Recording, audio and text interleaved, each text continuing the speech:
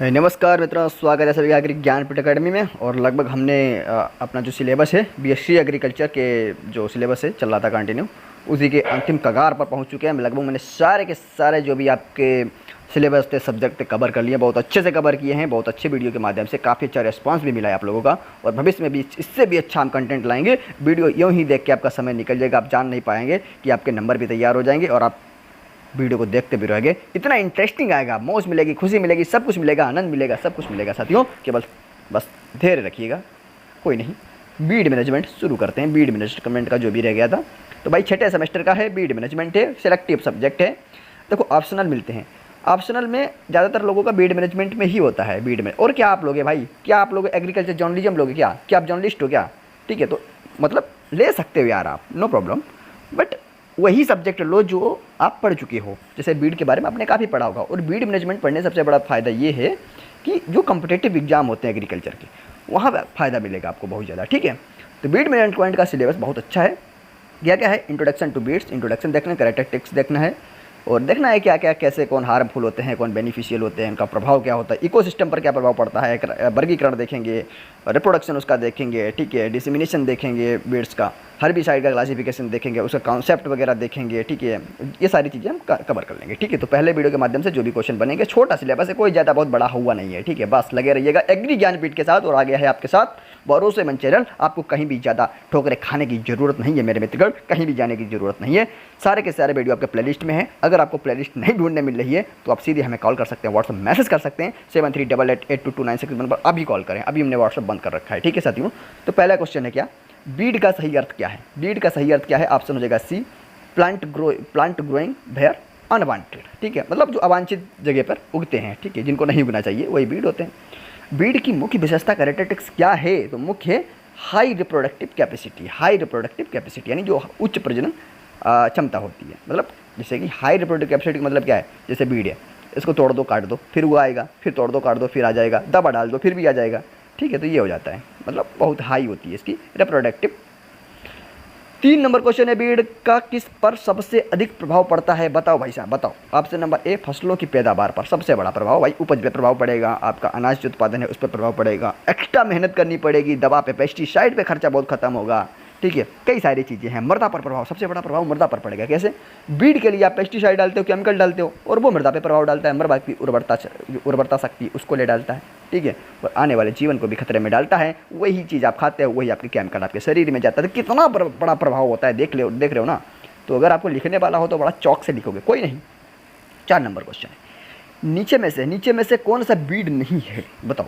देखो, पार्थेनियम बीड है, लेंटाना कमारा वो भी बीड है, और कैंडोन ये भी है। लेकिन मक्का नहीं है भैया, मक्का तो समझ गए होगे, लेकिन ये जरूर ध्यान रखना, ये सब बीड है। ठीक है, कभी ऐसा दे देगा जो आप चारों को लगेगा चारों बीड है। ठीक है, चारों ऑप्शन कभी कभी लगेगा, लेकिन मैंने मक्का दे दिया तो समझ लेना। इस प्रकार के क्वेश्चन को बनाए रखना। कुछ ये चीज़ें ध्यान रखना कि अगर आप बीड की फसल पढ़ते हो, बीड कौन कौन सी है, सॉरी बीड की फसल क्या कहें इसको, फसल मत कहो।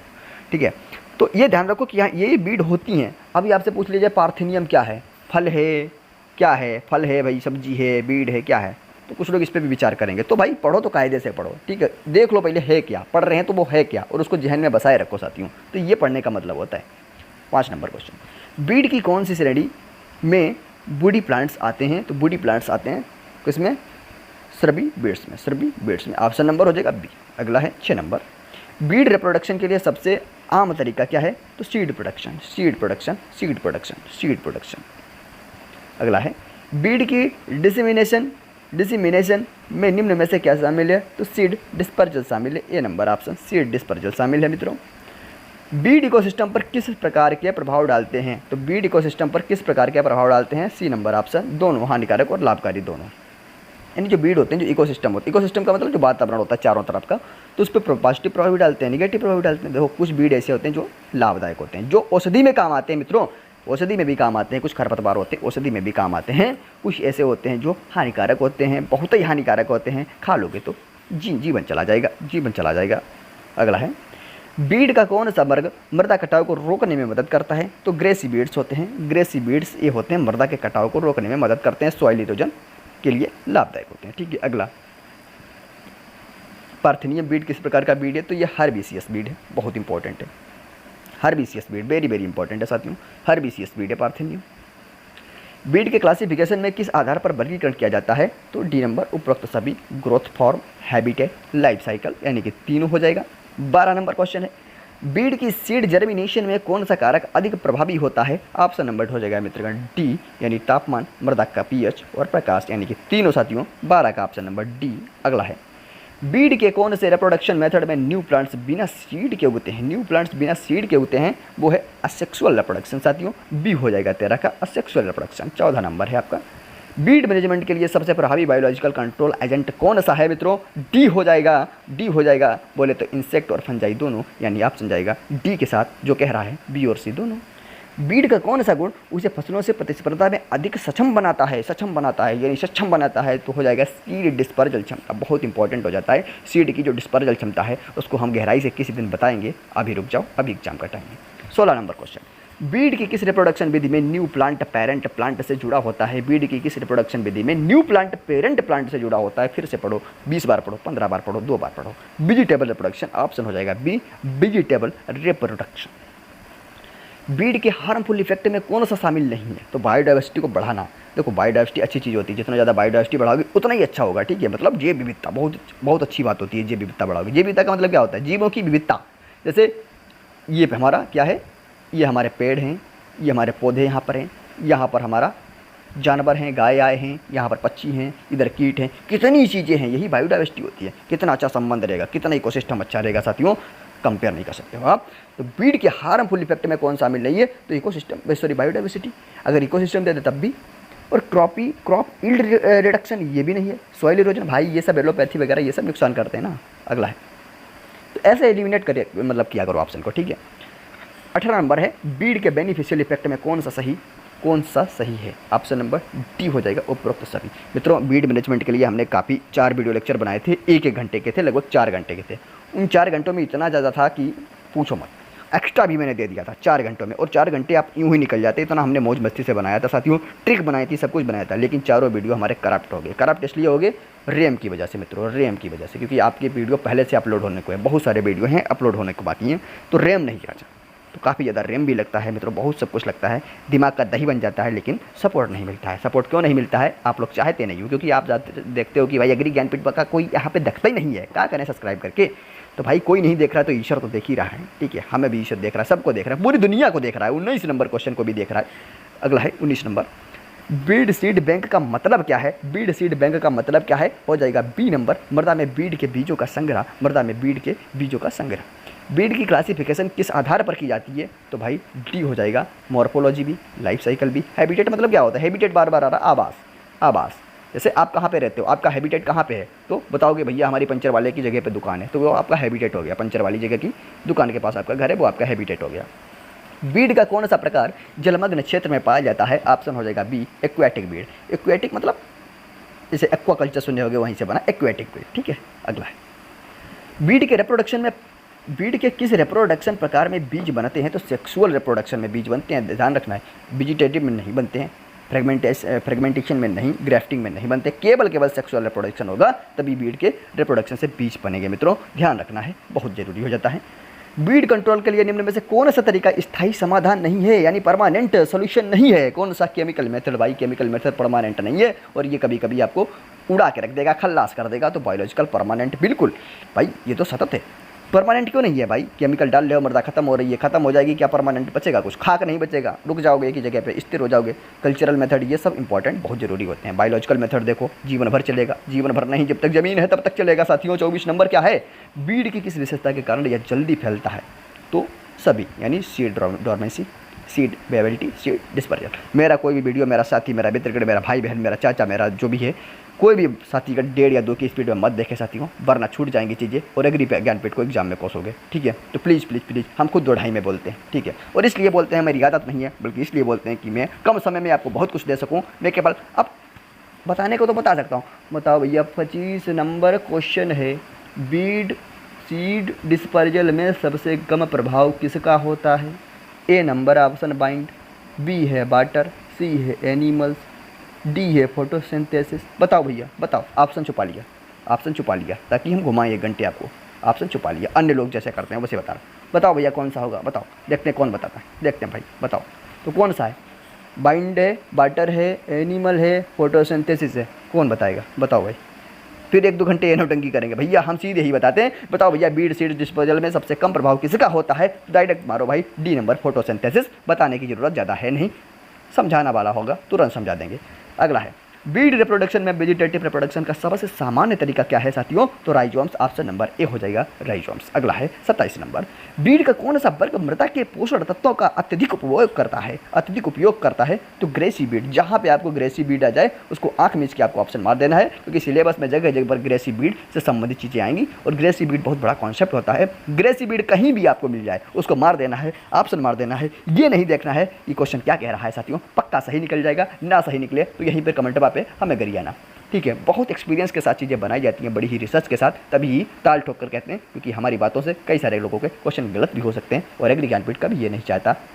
28 नंबर है, बीड का किस प्रकार का रिप्रोडक्शन एनवायरनमेंट कंडीशन पर निर्भर करता है? तो ऑप्शन हो जाएगा B, vegetative reproduction. Vegetative reproduction, देखो इन्वायरमेंट प्रोडक्ट कंडीशन पे तो वेजिटेटिव रिप्रोडक्शन आती हूँ, ठीक है। अगला है बीड की हार्मफुल इफेक्ट में से कौन सा एलोपैथी का उदाहरण है? ऑप्शन हो जाएगा बी, बीड द्वारा विषैले रसायन को निकालना।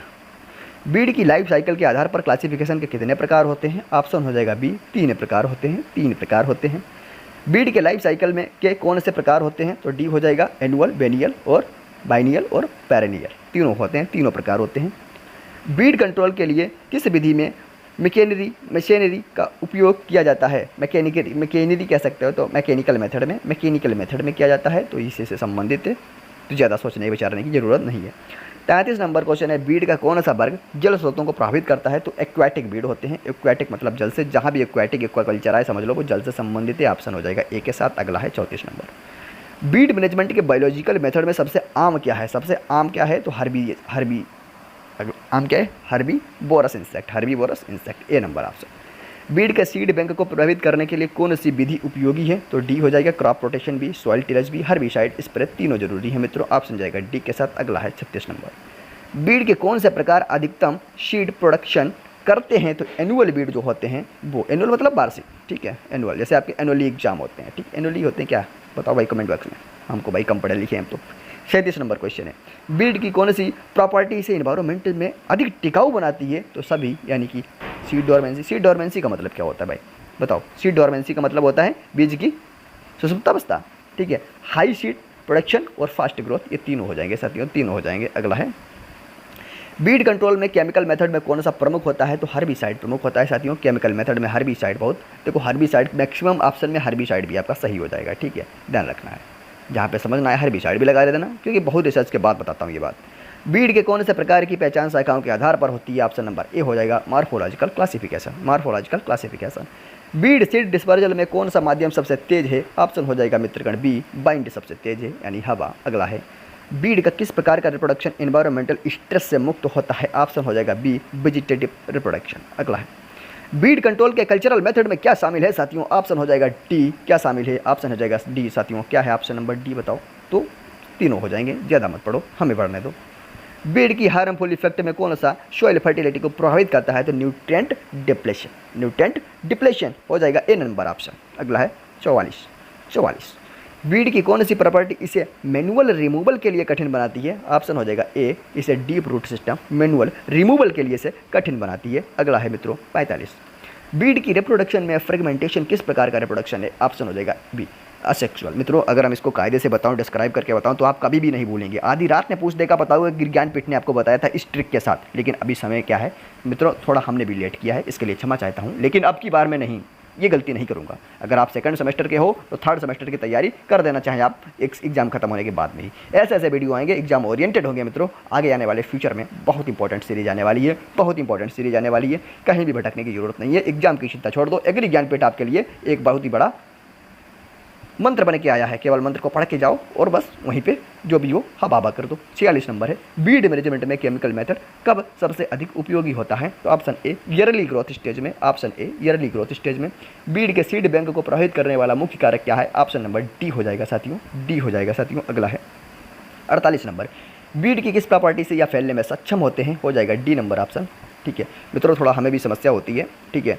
क्योंकि आपका कल ही एग्जाम है बीड मैनेजमेंट का, और हम इतने टाइम अपलोड कर पा रहे हैं क्योंकि हमें भी पता है, लेकिन समस्या ये है हमारा भी पीसीएस का एग्ज़ाम लगा हुआ है, ठीक है।